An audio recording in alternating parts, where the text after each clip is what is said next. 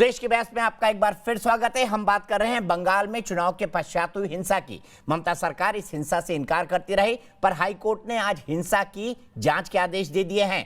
High court ने rape और हत्या के मामलों की सीबीआई से जांच के आदेश दिए हैं, बल्कि अन्य मामलों की जांच के आदेश एसआईटी को सौंपे हैं। 6 हफ्ते में कोलकाता हाईकोर्ट ने कहा है कि रिपोर्ट कोर्ट को सौंपी जाए, यानी कोर्ट मॉनिटर्ड ये रिपोर्ट होगी। इसी पर बात करने के लिए हमारे साथ कई सारे खास मेहमान जुड़े हुए हैं।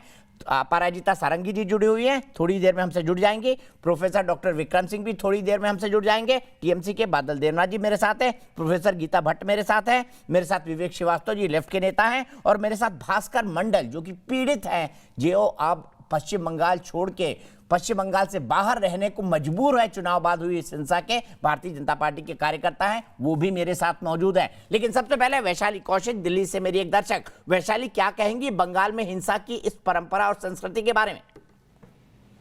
सब बंगाल में जो हिंसा हुई थी वो तो एकदम गलत है, क्योंकि हम देख रहे हैं जब जिस टाइम पे न्यूज आई थी कि 5 मई को इलेक्शन से पहले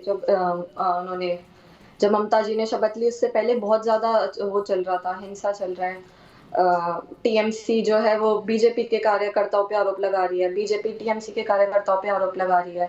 तो हमारा वो देख के हमारा लॉ एंड ऑर्डर पे से विश्वास उठ गया कि ये क्या हो रहा है यहाँ पे। मतलब डेमोक्रेसी है, लोकतंत्र देश है, यहाँ पे हो रहा है, यहाँ पे तो लोग सेफ ही नहीं है, क्या करे, मतलब सेफ्टी नहीं है। तो अब जो सीबीआई को जांच सौंपी गई है, तो एक बहुत अच्छा स्टेप लिया है कोलकाता हाईकोर्ट ने, जिससे कि लोगों के बीच एक कॉन्फिडेंस डेवलप होगा। वो अपने बहुत बहुत शुक्रिया वैशाली, आपके लिए मेरे पास वक्त इतना ही है। मैं सीधे चलता हूँ गीता भट्ट जी के पास। गीता भट्ट जी, बादल देवनाथ जी बोल रहे थे छी छी छी, शर्म शर्म शर्म, ऐसा तो कभी हुआ ही नहीं। क्या तथ्य है इन बारों में जो आपने कहा कि बेटी का बलात्कार पिता के सामने हुआ और बेटे के सामने माँ का बलात्कार हुआ?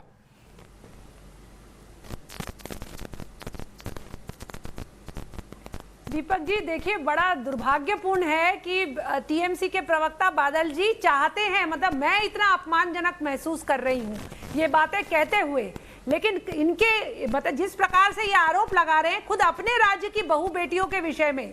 मेदिनीपुर में 60 वर्ष की एक महिला, जिसने कि इस भय के कारण, क्योंकि उसके परिवार के सदस्य जो है वो बीजेपी के साथ काम कर रहे थे, अपनी बहूओं को उन्होंने वहां से भेज दिया यह सोचकर कि उनकी सुरक्षा ज्यादा महत्वपूर्ण है। बादल देवनाथ जी, रनिंग कमेंट्री नहीं प्लीज, सिर्फ गीता जी की आवाज। 100 से भी ज्यादा 60 वर्ष की महिला के अंदर 60 वर्ष की महिला जब रात में सो रही थी, 100 से भी अधिक टीएमसी के लोग घुस आए और उनके 6 वर्षीय पोते के सामने उनका दुष्कर्म किया। क्या आप सोच सकते हैं कितना अपमानजनक, ऐसी बर्बरतापूर्ण? और यह तो सर्वोच्च न्यायालय में जो पीड़िताएं गई हैं उन्होंने ये बात कही है, मैं कोई अपने मन से नहीं बना रही हूँ। कितना दुर्भाग्यपूर्ण है। मतलब हमारे इस समाज में, भारतीय समाज में, जहां महिलाओं को इतने अधिकार मिले हैं, पश्चिम बंगाल में जहां एक महिला मुख्यमंत्री है, वहां इस प्रकार की दुर्घटनाएं हो रही है, ऐसी बर्बरतापूर्ण दुर्घटनाएं हो रही है। बुर्दवान में एक 19 वर्ष की बेटी, जो बेटी और पिता दोनों ही पार्टी के लिए काम कर रहे थे, उनके सिर्फ इसलिए क्योंकि वह विपक्ष के साथ काम कर रहे थे, उनके पिता के सम्मुख जो है बेटी के साथ इस तरह की हरकत करी गई, दुष्कर्म किया गया। मतलब इतने किस प्रकार से मैं तो बहुत दुख हो रहा है कहते हुए कि टीएमसी के प्रवक्ता अपने राज्य में हुए इस प्रकार की बर्बरतापूर्ण घटनाओं के विषय में चाहते हैं कि नेशनल टीवी पर और आपके जैसे इतने लोकप्रिय शो पर इस प्रकार की बातें सामने आए। आपका ठीक है, मैं सीधे बादल देवनाथ जी को चलता हूँ। गीता जी को दिखाइएगा। बादल देवनाथ जी, सच्चे थे दीपक, ये तो एक हकीकत है ना कि ये तमाम फैक्ट सुप्रीम कोर्ट को बताए गए थे और सुप्रीम कोर्ट ने उस पिटीशन को मंजूर किया है और अभी भी सुनवाई चल रही है। शर्म आनी चाहिए एक राज्य सरकार को, जिसकी महिला मुख्यमंत्री है, कि एक 60 साल की महिला से बलात्कार हो रहा है और ये तथ्य सुप्रीम कोर्ट जा रहा है। 20 फरवरी 2021 पार्लियामेंट में एक रिपोर्ट दिया गया, पूरे देश के अंदर बंगाल महिला सुरक्षा, शिशु सुरक्षा के बारे में ये फालतू गाना मत गाइए। इन 2 घटनाओं के बारे में बोलिए, क्या सुप्रीम कोर्ट ये 2 घटनाएं गई थी या नहीं गई थी? बादल देवनाथ जी बताइए। बंगाल में 1 नंबर में है। और इनको मैं कहना चाहता हूँ, शिशु पाचार के बारे में भाजपा के को दूध, बादल जी रिकॉर्ड मत बजाइए, बताइए ये 2 घटनाएं हुई या नहीं, क्या ये सुप्रीम कोर्ट गई या नहीं? बादल जी रिकॉर्ड मत बजाइए, बताइए ये दोनों घटनाएं सुप्रीम कोर्ट गई या नहीं?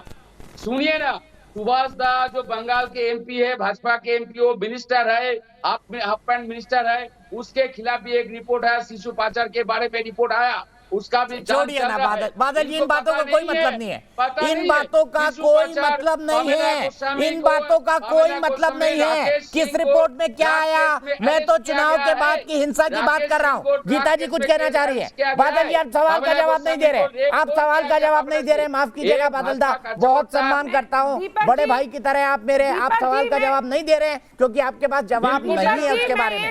मुझे ये बताइए, ये तथ्य सुप्रीम कोर्ट गए या नहीं, बताइए। के जलपाईगुड़ी के एक महिला कार्यकर्ता को गिरफ्तार किया गया है। सुभाष दा के बारे में केस है, शिशु पाचार, महिला पाचार के बारे में आप जानते नहीं है। और पामेला के बारे में, पामेला को ड्रग केस में अरेस्ट किया गया तो उसके ऊपर क्या हुआ था, पुलिस बीजेपी के पास से उनके पास से रिपोर्ट लीजिए और अरे जेल में डालिए ना अगर किसी ने कुछ गलत किया है। आपकी सरकार है, दिलीप घोष बाहर क्यों घूम रहे? आप आरोप लगा रहे हैं, अगर उन्होंने इतना जघन्य काम किया है तो जेल में डालिए दिलीप घोष को, जेल में डालिए दूसरे नेताओं को जिनका नाम ले रहे हैं आप। रेप के बारे में बात कर रहे हैं, वही लोग, वही स्थिति ईरानी ने पार्लियामेंट में कह दिया शिशु पौधा हो रहा है, लेकिन जिसके ऊपर आरोप रिकॉर्ड बजा रहे हैं। गीता जी रिकॉर्ड बजा रहे हैं, रिकॉर्ड बजा रहे। जवाब नहीं है बादल देवनाथ जी के पास। दीपक जी है जवाब, लेकिन आप नहीं, आपके इन घटनाओं का नहीं है। एक बात आपको बताना चाहूंगी कि जब उच्च न्यायालय ने मानव अधिकार आयोग को, जब उच्च न्यायालय ने मानव अधिकार आयोग को यह निर्देश दिए कि आप तहकीकात करिए, तो उसके बाद जो वेस्ट बंगाल की सरकार है वो दोबारा से क्यों गई उच्च न्यायालय के पास और कहा कि इस निर्देश को वापस लीजिए? आप समझिए कितना गंभीर है यह सिचुएशन। आप वापस गए उच्च न्यायालय के पास और आपने कहा कि आप इस निर्देश को वापस लीजिए, यानी कि मानव आयोग को यहाँ मत आने के लिए बोलिए।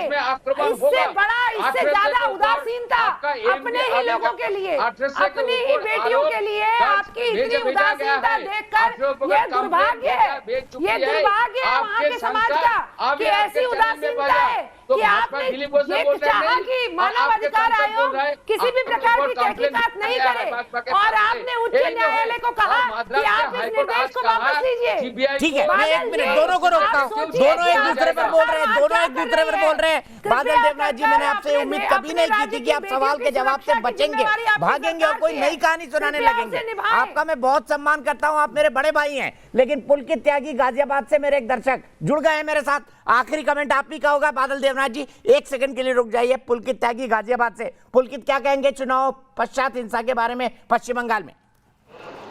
जो भी पश्चिम बंगाल में हिंसा हुई है वो टीएमसी ने बीजेपी के ऊपर ज्यादा करते हुए साथों साथ उनके जो वहाँ पे लोग हैं, जो निर्दोष लोग हैं, उन्हें भी मारा है, पीटा है, रेप भी करा है।